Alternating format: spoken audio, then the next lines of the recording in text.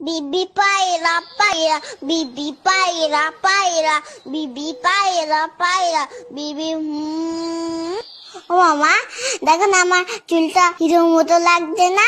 হ্যাঁ তো, তবে বাবান চুলটা আরেকটু কাটিয়ে নিয়ে আসি চল, তাহলে পারফেক্ট হিরো লাগবে। ও মা শোনো, তুমি দোকানদারকে বলবে আমাকে যেন হিরোর মতো চুল কাটিয়ে দেয়, পুরো যেন শাহরুখ খানের মতো দেখতে লাগে। ও মা বলো না, বলবে তো? বলবে না তো? উফ, চুপ কেন করে রয়েছো, কথা কেন বলছো না? হ্যাঁ হ্যাঁ রে বাবা, দোকানদারকে বলবো তোকে শাহরুখ খানের মতনই চুল কাটিয়ে দেবে। ওকে। কি বৌদি, কেমন আছেন? খবর সব ভালো তো? হ্যাঁ দাদা ভালো।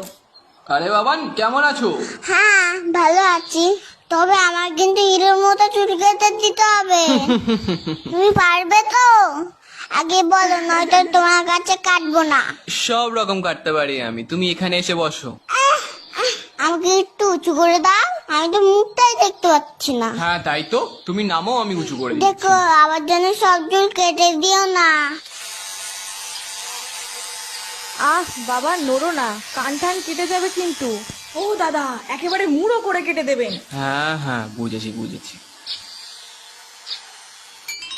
আহ, আমার চুলগুলো কোথায় গেল? ও বাবান, তুমি কাঁদছো কেন? তোমাকে তো রোজনীকান্তের মতো লাগছে দেখতে।